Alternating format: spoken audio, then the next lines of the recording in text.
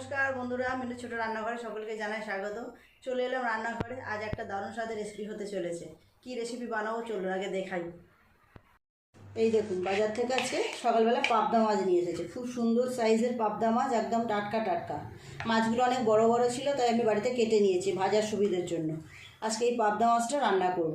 মাছের সাইজগুলো দেখুন, পেটের মধ্যে ডিমও ভর্তি মনে হচ্ছে।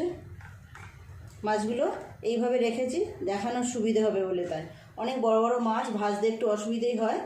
সবসময় যেভাবে রান্না করি আজকে সেইভাবে রান্না করব না, একদম অন্যরকমভাবে রান্না করব।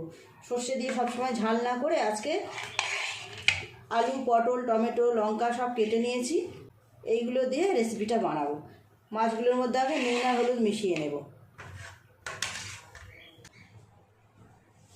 পরিমাণ মতো নুন দেব, হলুদ গুঁড়ো দেবো, একটু সাদা তেল। খুব ভালো করে সব মাছের গায়ে নুন হলুদ তেলটা মিশিয়ে নেব।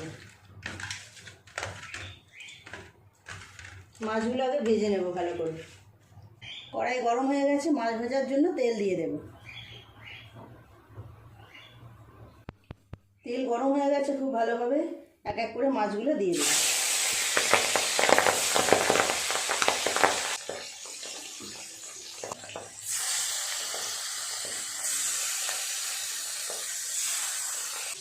মাছগুলো ততক্ষণ ভাজা হোক, আমি একটা মশলার পেস্ট বানাবো।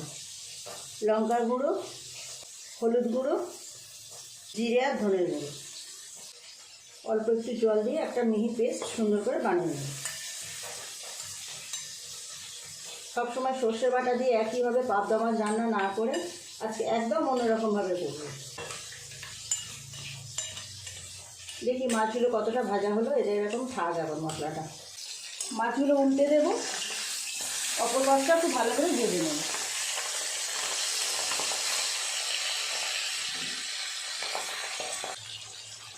মাছগুলো ভাজা হয়ে গেছে, তুলে নেব। পাবদা মাছ ভাজা হতে কিন্তু একদম সময় লাগে না, খুব তাড়াতাড়ি হয়ে যায়।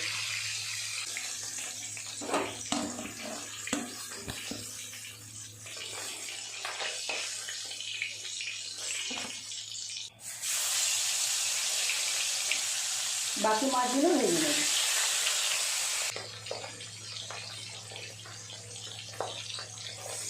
এই মাছগুলো ভাজা হয়ে গেছে, তুলে নেব।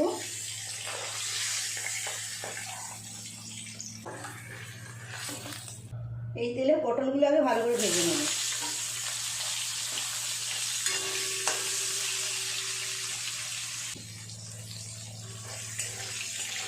উল্টে পাল্টে পটলগুলো দুপাশ খুব ভালো করে ভেজে নেব। পটলটা কিছুটা ভাজা হয়েছে, দিয়ে দেবো আলু। আলুগুলো দিয়ে আলু পটল আর একটু নেড়ে ছেড়ে ভালো করে ভেজে নেব।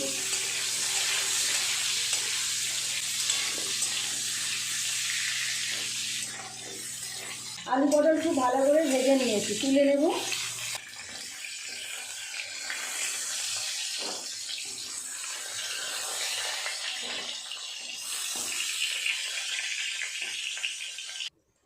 এই তেলে দিয়ে দেব কালো জিরে ফোড়ন, একটা কাঁচা লঙ্কা, কেটে রাখা টমেটো,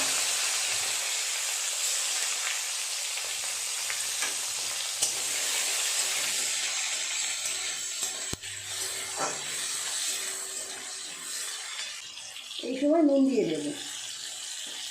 টমেটোটা খুব ভালো করে গলে যাবে। আর একটু নেড়ে চেড়ে টমেটোটাকে গলিয়ে নেব।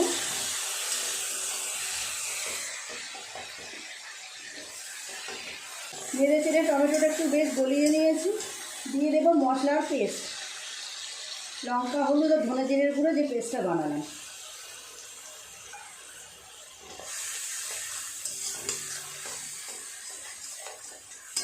একটু কষিয়ে নেবো এইভাবে নেড়ে চেড়ে।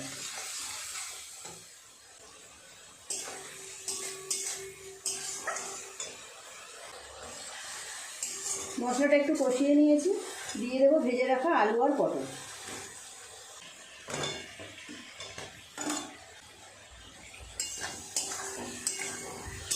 সবজিটা দিয়ে একটু মশলার সাথে এইভাবে কষিয়ে নেব।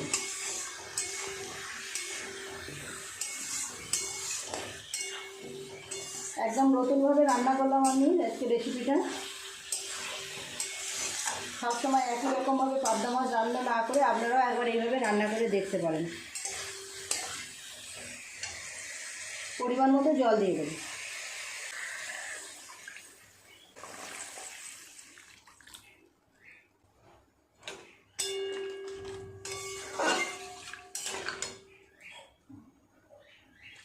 একটু চাপা দিয়ে দেবো, আলু পটল ভালোভাবে নরম হয়ে যাবে।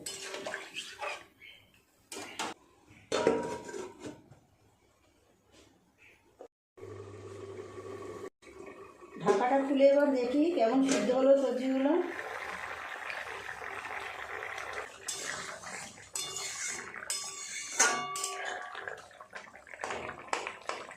আলু পটল খুব ভালোভাবে নরম হয়ে গেছে, সিদ্ধ হয়ে। দিয়ে দেবো ভেজে রাখা মাছগুলো।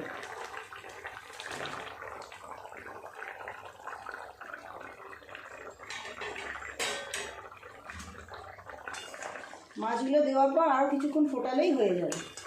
একদম নতুন ধরনের একটা রেসিপি। কেমন দেখতে হয়েছে দেখেছেন? মাছ দেওয়ার পর আরও কিছুক্ষণ ফুটিয়ে নিলাম, 5-7 মিনিট। রেসিপিটা পুরোপুরি হয়ে গেছে, এবার নামিয়ে নেব।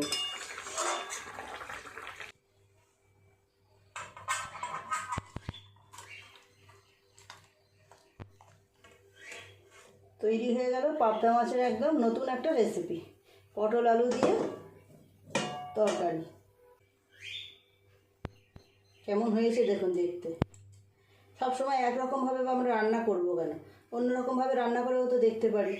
না করে না খেলে কী করেই বা বুঝবো যে স্বাদ কেমন, বলুন। প্লিজ বন্ধুরা, আজকে রেসিপিটা কেমন লাগলো কমেন্ট করে জানাবেন। ভালো লাগলে একটা লাইক করে দেবেন। আমার চ্যানেলটি এখনও পর্যন্ত যারা সাবস্ক্রাইব করেননি, প্লিজ আমার চ্যানেলটি সাবস্ক্রাইব করে পাশে যে বেল ঘন্টিটা আছে সেটি অবশ্যই ক্লিক করে দেবেন। তাহলে যখনই আমি এইরকম নতুন কোনো ভিডিও আপলোড করব, সবার আগে তা আপনার নোটিফিকেশনে পৌঁছে যাবে। সবাই খুব ভালো থাকবেন। দেখা হচ্ছে পরের দিন নতুন কোনো রেসিপির সাথে। নমস্কার।